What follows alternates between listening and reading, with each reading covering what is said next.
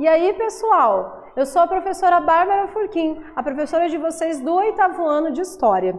E a gente vai falar nessa aula uma retomada sobre o imperialismo na África e a resistência africana. A gente vai ver como se aplicou o imperialismo, inclusive também a sua prática, como ocorreu na Ásia, como ocorre a resistência. Quem vai acompanhar a gente durante essa aula é o nosso intérprete, o Natan. E agora a gente já pode começar. Bom, qual que é o objetivo dessa nossa aula? É analisar como desenvolveu-se o imperialismo e a neocolonização na África e Ásia e as consequências devastadoras para esses continentes. O termo neocolonização é um termo que ele sempre está sendo utilizado junto com a ideia do imperialismo. Neocolonização é uma nova versão de colonizar, de explorar, de dominar um território. Aqui a gente tem um mapa que mostra a partilha da África em 1913, vamos falar dela um pouquinho mais para frente. Bom, colonização. Você recorda como ela desenvolveu-se na América? O nosso continente americano sofreu também um processo de colonização. Foi anterior a esse da África, no entanto, como a gente vai ver, ela deixou muitos resquícios. A partir do século XV, os europeus iniciaram o processo de colonização na América.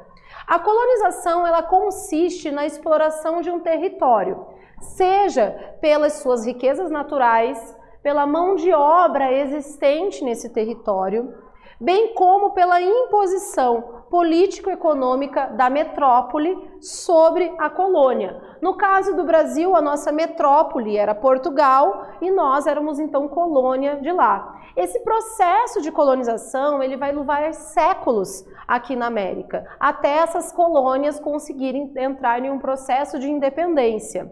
O processo que vai ocorrer na África, nós denominamos como neocolonização. Também é o mesmo processo de exploração, mas de uma maneira que vai buscar mais por materiais para industrialização. É um novo mundo que se abria. Bom, algumas nações da África e Ásia enfrentaram problemas como a pobreza, a fome, conflitos armados e a exclusão social. Esses fatores estão diretamente ligados à exploração e à violência que sofreram com o imperialismo e a neocolonização praticada ali entre o século XIX e também parte do século XX. Como o imperialismo foi responsável pela desigualdade social e ações violentas na África e na Ásia. Bom, quem vai responder isso para a gente é o contexto de tudo que a gente está estudando. Porque ao longo do século XIX, as nações europeias elas se lançaram aos continentes africano e asiático com o objetivo tanto de buscar matéria-prima para suas indústrias nascentes, a gente já vivia todo um processo de industrialização nesse período no mundo, mas também eles estavam em busca de novos mercados consumidores, fazer com que não só aquele eixo ali dos europeus consumissem esses produtos, mas que outros povos também se tornassem consumidores. Essas nações, elas não respeitaram tanto as fronteiras geográficas que existiam nesses continentes e também as culturas locais. Uma parte considerável da riqueza dessas potências capitalistas hoje, dessas nações que ainda hoje são consideradas grandes potências econômicas no mundo, elas advêm desse processo de dominação imposto à África e à Ásia. Refletir sobre todo esse contexto, ele nos faz entender melhor sobre as desigualdades existentes no nosso mundo atual. E como existe uma consequência de fatos históricos que leva a esse resultado. Bom, e daí, gente? Mas e o imperialismo? O que é essa prática imperialista que vai acontecer, então, dessas nações europeias? Olha só, As grandes potências, elas buscavam, então, o que elas buscavam nesse imperialismo? Basicamente, essa matéria-prima, o mercado dos consumidores, uma mão de obra abundante para trabalhar nessas indústrias, e uma mão de obra que fosse muito barata. A ideia era explorar também essa mão de obra desses indivíduos que viviam nos continentes, tanto o africano quanto o asiático. As empresas gigantescas e as associações de empresas, elas precisavam expandir. E é nessa expansão que elas viram a possibilidade de ir para outros continentes e explorar outros continentes. Aqui a gente tem uma charge que, na verdade, é uma crítica, então, a toda essa situação do imperialismo, que mostra o Tio Sam, uma figura que representa o poder imperialista dos Estados Unidos, tentando dar uma aula, dominar algumas nações. Aqui existe algum exemplo de nações tanto da América como outras nações em que eles colocavam essa imposição do imperialismo. Bom, mas o imperialismo e a neocolonização que vai existir, ela vai acabar sendo apoiada sobre uma ideia, sobre uma teoria. E essa teoria ela vai ser chamada de darwinismo social. Para legitimar as práticas imperialistas, todo o domínio, a exploração dentro desses continentes, a justificativa dos europeus era de que eles tinham uma missão civilizatória. É isso mesmo, eles diziam que na verdade eles estavam levando a civilização para essas nações, que como eles eram muito mais evoluídos, eles poderiam só trazer benefícios para essa população. É claro que esse benefício viria ao troco de domínio, exploração, e submissão desse povo que vivia ali.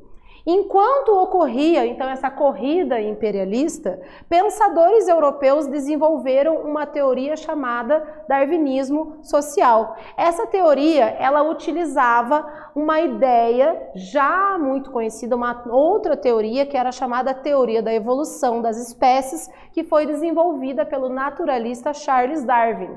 O Charles Darwin tinha, então, já elaborado toda uma teoria com relações biológicas do processo de evolução das espécies, aquela famosa que vai dizer que de espécies como o chimpanzé, de hominídeos, vai se chegar num processo de evolução ao Homo sapiens, mas eles vão pegar essa teoria e vão colocar ela numa realidade social.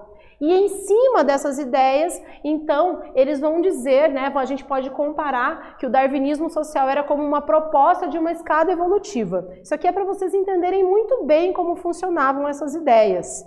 Onde as sociedades brancas ocidentais, elas teriam alcançado o topo da evolução. Então, por ser uma sociedade europeia e branca, ela tinha conseguido chegar ao topo da civilização, da evolução. E eles diziam, por sua vez, que os africanos, os asiáticos, inclusive os americanos, também estariam nos primeiros degraus da civilização. Aqui a gente tem uma escada, e nessa escada a gente pode ilustrar essa ideia. No topo da escada da evolução estariam os brancos ocidentais e lá nos primeiros degraus os africanos, os asiáticos, os americanos.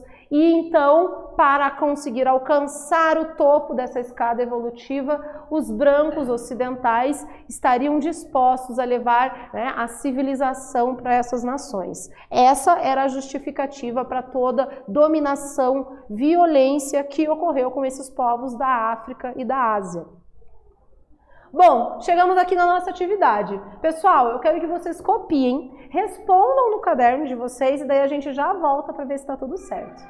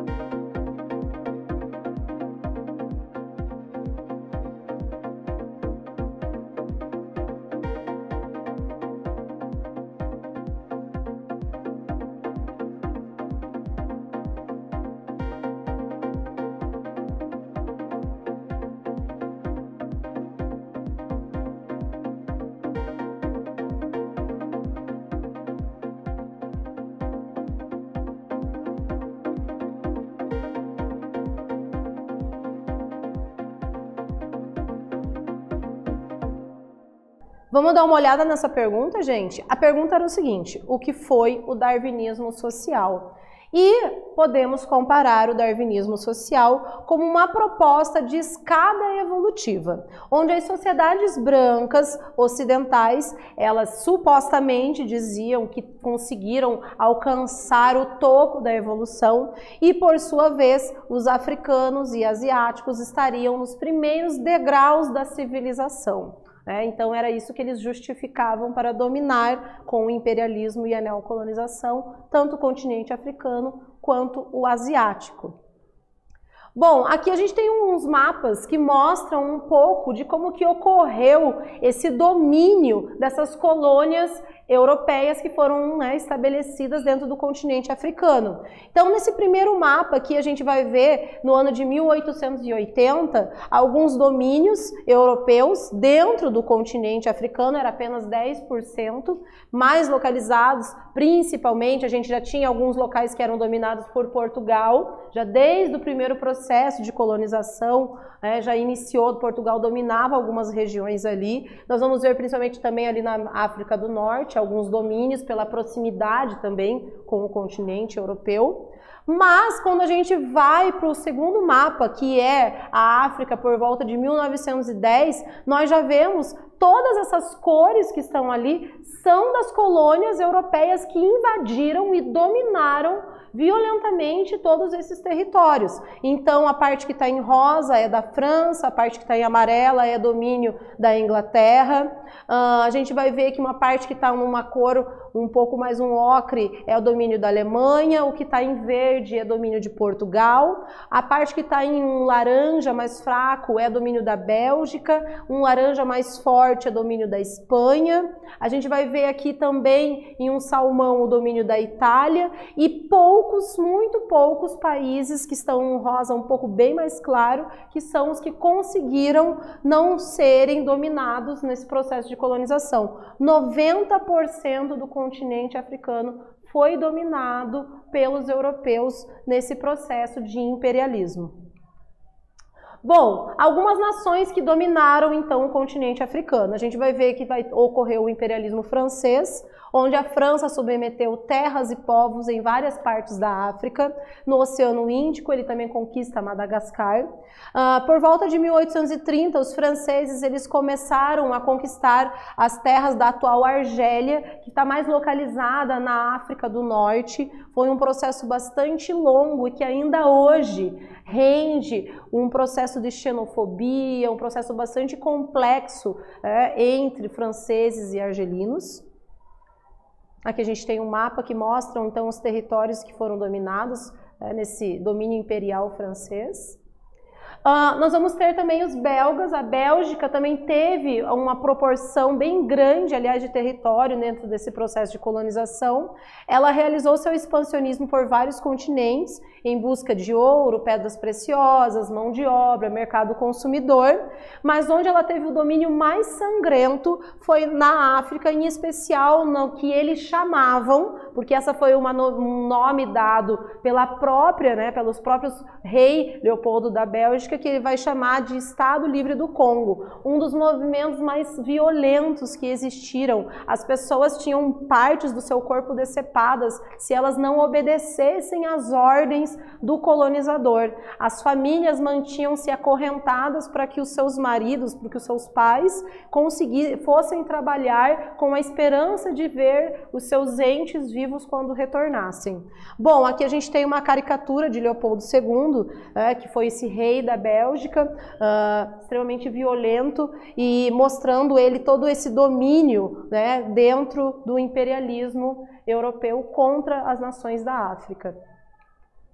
Alemães, portugueses e espanhóis na África. A Alemanha ela conquistou 2 colônias na África do Sudoeste, alemão, e a África Oriental alemã. Já Portugal ele manteve a maior parte dos territórios que ele já dominava dentro do primeiro processo de colonização lá do século XV e XVI, como Guiné, Angola Portuguesa e Moçambique, São Tomé e Príncipe e as ilhas de Cabo Verde. E a Espanha ela conservou parte do domínio Marrocos, que eles chamavam também de Marrocos espanhol.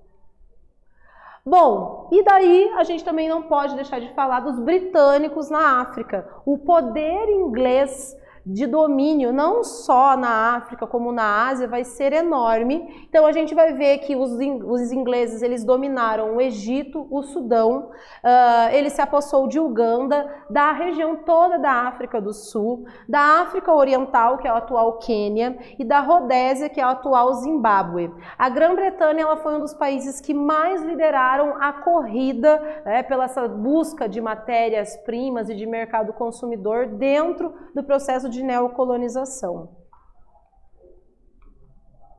E a gente vai ver que um movimento bastante importante vai ocorrer, que é a chamada Confederação de Berlim.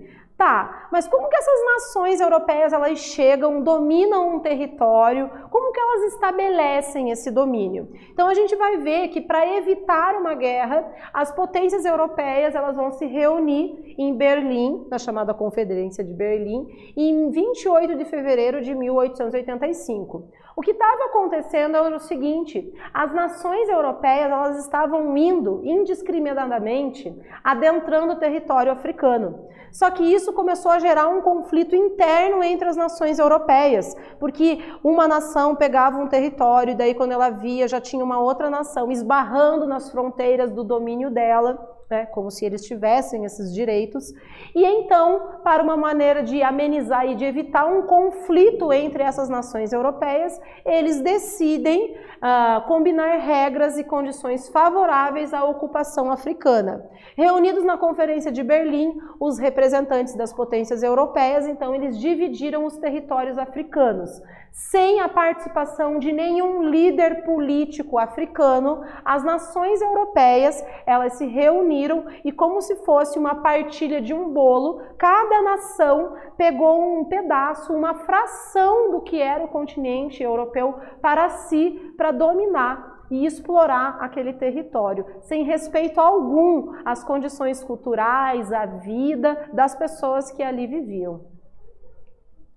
Bom, até que em 1910, eles então formaram um novo mapa da África. Esse novo mapa, ele é um mapa que então é uma divisão feita por essas nações europeias, não uma divisão geográfica que já existia daquelas nações. As fronteiras artificiais criadas pela partilha realizada por essas potências, elas misturavam culturas e línguas diferentes, inclusive misturavam algumas culturas, alguns povos étnicos que ao longo de séculos se viam como inimigos. Cada um, então, não houve uma separação pela identidade cultural desses povos. Esse domínio, dessa maneira indiscriminada e que não respeitava essas populações, ela contribuiu para uma eclosão de guerras entre os próprios africanos. Vários conflitos ainda hoje existentes no continente africano são resultado dessa partilha que não respeitou o contexto cultural dessas populações. Chegamos à nossa atividade. Pessoal, eu quero que vocês com toda atenção copiem no caderno de vocês, respondam e daqui a alguns minutos a gente volta.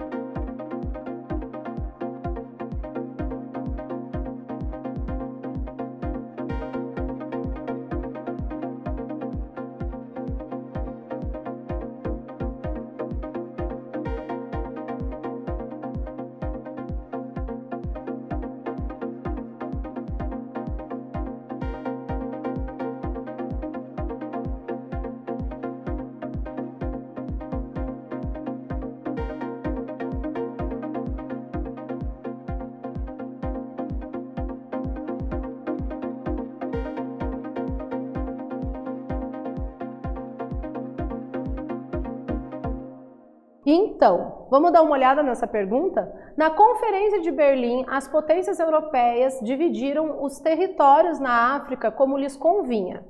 Quais as consequências dessa partilha da África? E nós podemos ver que as fronteiras artificiais criadas pela partilha da África, realizada por essas potências, elas misturavam culturas e línguas diferentes e separavam os povos que tinham uma grande identidade cultural. Esse domínio todo ele contribuiu para a eclosão de vários conflitos étnicos locais que inclusive ainda existem no continente africano. Bom, e sobre a resistência africana? Porque é claro que esses povos que viram-se nessa situação, eles resistiram a esse domínio, apesar da grande força bélica que essas nações bélicas e militares que essas nações europeias tinham. Os africanos reagiram à dominação europeia, então, de diversas formas, inclusive por meio de inúmeras revoltas. Alguns principais motivos dessas revoltas é a perca de soberania por parte dos africanos, a exploração econômica, a imposição de hábitos ou modos de administração europeus. Um importante exemplo da resistência africana foi a rebelião Achante contra a Grã-Bretanha, que então mostrou como essa população ela estava contrária a esse domínio existente.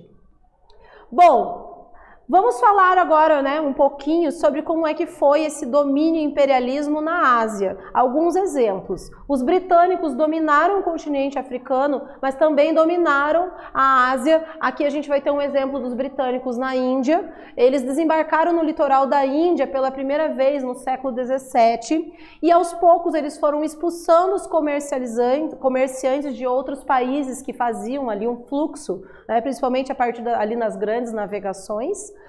Nesse período, eles compravam dos indianos tecidos finos, como a musselina, a mostarda, o cânhamo, e os revendia na Europa com um grande lucro. Por volta de 1750, os ingleses dominaram a Índia e aumentaram os impostos sobre os tecidos indianos, e a partir daí eles é que passam, então, todo um processo de exploração e dominação dentro desse território.